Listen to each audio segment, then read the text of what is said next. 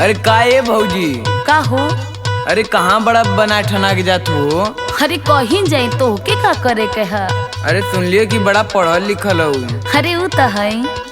अच्छा तो हम सवाल पूछे ओकर उत्तर दे देबू का? अरे काहे न देम, पूछा पूछा। ला सुना। बोला।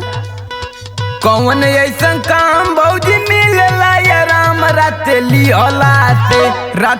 हलाते ओमे नहीं तम झाम रातेली हलाते।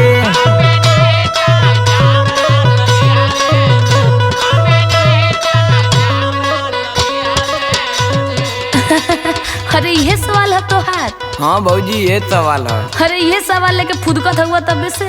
अरे भौजी बतावा तब न जानब हम। अच्छा सुना सुना। ठीक बा सुनावा। बुझो ना दान देवरू मिलेला राम नींदली हल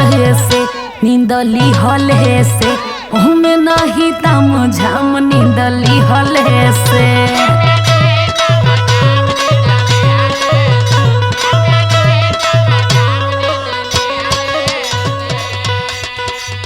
अच्छा भौजी तू ढेर पढ़ल लिखल लगत है। अरे का वही से बड़ा फटाफट तू जवाब दे जातू। और कोनो सवाल बका? एक हमारा और सवाल वो को जवाब दे दा। पूछा पूछा, काहे ना दे? ला सुना। पूछा। कौन ऐसा अंग भौजी करे सबके तंग अंगुरी कोइला से पानी फेंकेला मतंग अंगुरी कोइला से।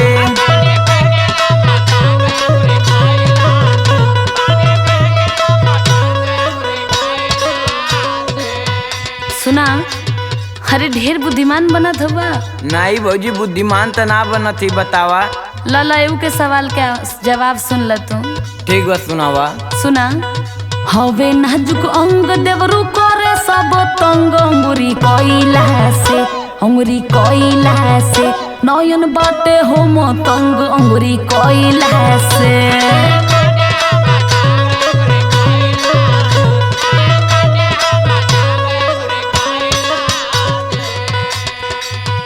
अच्छा भौजी ये के सवाल हमारा आखिरी एकर उत्तर दे दे तू तो। अरे कितना सवाल लेके आयल हुआ हो? बस ये लास्ट भौजी दे दा एक के। चला पूछा पूछे के दे देता नहीं। ठीक वाला सुना। बोला बोला।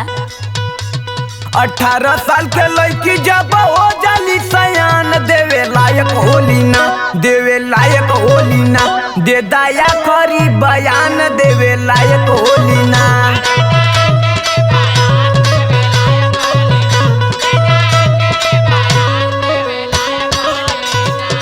अच्छा ये सवाल है आखिरी? हाँ भौजी सवाल तो ये है। अच्छा तो सुना तो केहू के जवाब दे देते तू का याद रखबा। ठीक बा भौजी बतावा। तो सुना। सुनावा। 18 साल में लड़की हो जाली सयान देवे लायक होली ना अपन एक मतदान देवे लायक होली ना।